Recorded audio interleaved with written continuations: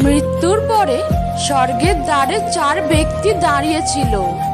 এই 4 ব্যক্তির মধ্যে প্রথমে রাজা ছিল, দ্বিতীয় এক ব্যবসায়ী ছিল, তৃতীয় এক পূজারী ছিল, আর চতুর্থ ব্যক্তি ছিল এক শ্রমিক। কেউ জানতো না যে স্বর্গের ভেতরে কে প্রবেশ করবে আর কে ওখান থেকে পুনরায় ফিরে যাবে। সবাই স্বর্গের দরজা খোলার জন্য অপেক্ষা করতে লাগলো আর নিজেদের মধ্যে ওই বিষয় নিয়ে আলোচনা করতে লাগলো। রাজার মৃত্যুর আগেই এই অভ্যাস ছিল যে নিজের ভালো গুণ ঢাক পিটিয়ে প্রচার করার। তাই সবার প্রথমে রাজা বলল, আমি খুব প্রখ্যাত রাজা, আমি এই পৃথিবীতে খুব নাম করেছি, তাই আমার স্বর্গে যাবার পুরো সম্ভাবনা আছে। তারপর ব্যবসায়ী বলল, আমি এই পৃথিবীতে খুব পয়সা উপার্জন করেছি আর ওই টাকাতে আমি অনেক ব্যক্তিকে সাহায্য করেছি, তাই স্বর্গের দাবিদার আমি।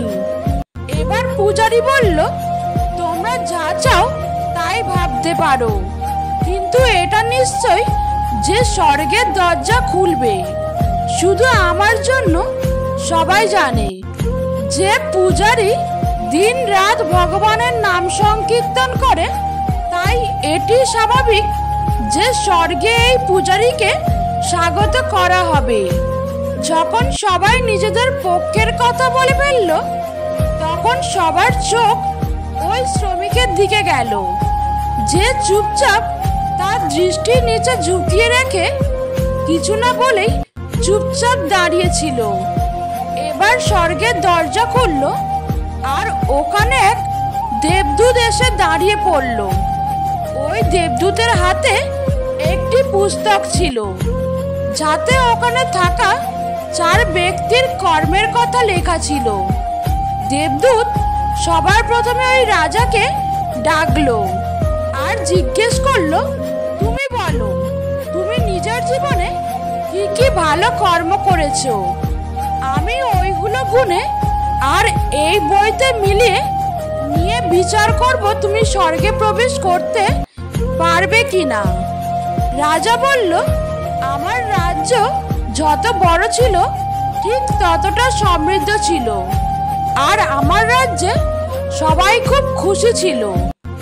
আমি সবার সব প্রয়োজনীয়তা মিটিয়েছি, এটাই আমার ভালো কর্ম। দেবদূত নিজের পুস্তক দেখতে লাগলো আর রাজাকে বলতে লাগলো, তুমি ঠিক বলেছ, তুমি রাজ্যের সব প্রজাদের খুশিতে রেখেছিলে, কিন্তু নিজের রাজ্যের সীমা বাড়ানোর জন্য যতগুলো যুদ্ধ করেছিলে, ওই যুদ্ধে 1000 সৈনিক নিজের জীবন হারিয়েছে। ওইসব সোনার পরিবারের দুঃখের কারণ তুমি ছিলে, এই কারণে তুমি স্বর্গে যেতে পারবে না। এবার ওই ব্যবসায়ীর পালা এলো। দেবদূত যখন ওই ব্যবসায়ীকে বলল, তোমার ভালো কর্মের ব্যাপারে বলো। আমি হাজারো লোককে খাবার খাইয়েছি, অনেক আশ্রমে দান করেছি, নিরাশ্রয় লোকের জন্য ঘর বানিয়ে দিয়েছি, এগুলো হলো আমার ভালো কর্ম। দেবদূত নিজের পুস্তকে দেখলেন আর ব্যবসায়ীকে বললেন, তোমার কথাগুলো ঠিক, তুমি অনেক দান ধ্যান করেছো, কিন্তু ওই টাকা উপার্জনের জন্য তুমি না জানি কত মিথ্যা, লোক ঠকানো আর ভেজালের কাজ করেছো। এই জন্য তুমি স্বর্গে আসতে পারবে না। এরপর যখন ওই পূজারীকে এই প্রশ্ন করলো, তখন পূজারী আত্মবিশ্বাসের সঙ্গে বলল, আমি অনেক মানুষকে জ্ঞান দিয়েছি, অনেক যজ্ঞ ও পূজা করেছি, আর দিনরাত ভগবানের নাম জপ করেছি, এর থেকে ভালো কর্ম আর কি হতে পারে। এবার দেবদূত নিজের পুস্তক দেখে বলল, তুমি যত মানুষকে জ্ঞান দিয়েছিলে তারা কখনো তোমার জ্ঞান মেনে চলেনি, আর ওই পূজা ও যজ্ঞ তুমি কখনো নিঃস্বার্থভাবে করনি, তাই তোমার জন্য স্বর্গের রাস্তা বন্ধ। এবার ওই শ্রমিক এসব দেখে হতভম্ব হয়ে গেল। যাদেরও মহান বন্ধ তাদের ব্যাখ্যাগুলো স্বর্গের দরজায় এসে বদলে গেল। পৃথিবীতে যে কাজগুলোকে মহান মানা হতো এখানে তো তার কোনো মূল্য নেই। এবার ওই যমদূত যখন ওই শ্রমিককে ডাকলো আর তার ভালো কর্মের ব্যাপারে জিজ্ঞেস করলো, তখন ওই শ্রমিক বলল, প্রভু, আমি জানি কি আমারও স্বর্গে যাবার সৌভাগ্য নেই, কিন্তু তবুও এই বাইরে থেকে স্বর্গকে একটু ঝাঁক বাড়িয়ে দেখে নিতে চাই। শুধুমাত্র এইটুকু ছাড়া আর আমার কোনো ইচ্ছা নেই, কারণ আমি আমার জীবনে কোনো কিছু ভালো কর্ম করে আসিনি।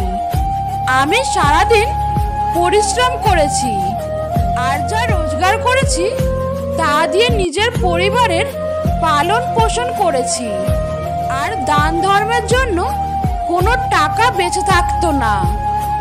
লোকের ভালোর জন্য আমি কি সেবা করব?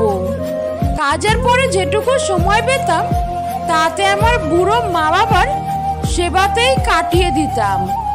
আর এসব করার পর আমি কখনো কখনো মন্দিরে চলে যেতাম, আর ভগবান যা আমায় দিয়েছে তার জন্য আমি ধন্যবাদ জানিয়ে আসতাম।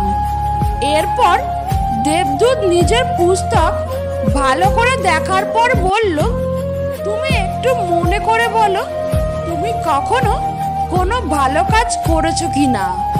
ওই শ্রমিক একটু ভেবে বলল, আমার এইটুকু মনে পড়ে। আমি একবার ক্ষুধার্ত ছিলাম, আর আমি সেই খাবার নিয়ে বসেছিলাম। ওই সময় এক দুর্বল কুকুর আমার কাছে আসে আর আমার খাবারের দিকে দেখতে থাকে। তখন আমি আমার ওই খাবার কুকুরকে দিয়ে দেই, আর আমি নিজে না খেয়ে থেকে যাই। দেবদূত এটা শুনে হাসতে লাগলো, আর নিজের পুস্তক একবার দেখে ওই শ্রমিককে খুব সম্মান দিয়ে স্বর্গের মধ্যে নিয়ে গেল। বন্ধুরা, ভালো কর্ম লোভ, মায়া, মোহের মধ্যে থাকে না। নিঃস্বার্থভাবে করা একটি কাজই আপনাকে স্বর্গে পৌঁছাতে পারে। তাই যখনই সুযোগ পাবেন নিঃস্বার্থ ও ভালো মনে কাজ করুন। আজ আমরা আপনাদের এমন 3টি বড় ভুলের কথা বলতে যাচ্ছি যার কারণে আপনার কাছে কখনো টাকা পয়সা স্থিতি হয় না। মা লক্ষ্মী কখনোই আপনার উপরে খুশি থাকেন না। আজ আমরা আপনাকে এমন 3টি বিষয় নিয়ে বলবো, আপনি যদি আপনার জীবনে সেগুলো মেনে চলেন তাহলে আপনাকে কখনো অর্থের সমস্যায় পড়তে হবে না। চারদিক থেকে টাকা আসবে এবং আপনি যে টাকা সঞ্চয় করবেন সেই টাকা শুভ কাজে ব্যয় হবে। প্রথম বিষয়, আমরা প্রায়শই কারো না কারো কাছ থেকে টাকা নিয়ে থাকি। এমন একটা কথা বুঝুন, লোন নিন, ডকুমেন্ট সাইন করুন, গাড়ি বাড়ি নিন বা যে কোনো কিছু নিন। সবচেয়ে বড় ভুল হলো আপনি মঙ্গলবার দিনটি বেছে নেন। ওই দিনটাতে কিছু নেবেন না, ঋণ নেবেন না, কোনো ডকুমেন্ট সাইন করবেন না। একদিন আগে পিছে করে এমনভাবে ম্যানেজ করুন যেন মঙ্গলবার কোনো ডকুমেন্ট সাইন করা বা ঋণ নেওয়া আপনার জীবনে কোনো ধরনের সমস্যা না নিয়ে আসে। অর্থাৎ যদি আপনাকে কারো কাছ থেকে টাকা নিতে হয় তবে মঙ্গলবার নেবেন না, অন্যথায় সারা জীবন আপনি ঋণগ্রস্ত হয়ে যাবেন। একটি ঋণ পরিশোধ করতে না করতেই আপনাকে আবারও ঋণ নিতে হবে। কিছু না কিছু কারণে আপনাকে সারা জীবন অর্থ সমস্যায় পড়ে থাকতে হবে। তাই ভুল করেও মঙ্গলবার লোন বা ধার নেবেন না, এটা প্রথম নিয়ম। আর একটা জরুরি কথা হলো, অনেকের ঋণ ধার থাকে। এমন পরিস্থিতিতে ঋণ কিভাবে শোধ করবেন?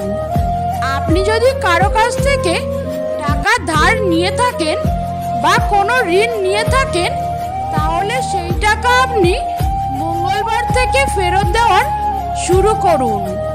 আপনার কাছে কম টাকা থাকুক না কেন, সে 100, 200, 500, 5000, 10,000 হোক, মঙ্গলবার থেকে ফেরত দিন। মাসে একবার হোক বা 2 মাসে একবার। মনে রাখবেন, মঙ্গলবার থেকে ফেরত দেওয়া ঋণ খুব সহজেই শোধ হয়ে যায়। আর যদি মনে করেন কোনোদিন আপনাকে ঋণ নিতে হবে, এই পরিস্থিতিতে 2 দিনকে সবচেয়ে ভালো মনে করা হয়, আর সেটা হলো বুধবার আর শুক্রবার। এই দিনে আপনি ঋণ নিতে পারেন। আর একটা জরুরি কথা বলে রাখি, আমরা শুক্রবার অন্যকে টাকা দিয়ে থাকি, কিন্তু শুক্রবার ভুল করে কাউকে টাকা দেবেন না। অনেক সময় কি হয়, কেউ টাকা চাইলো আর আমরা পকেটে যা আছে বের করে তাকে দিয়ে দেই।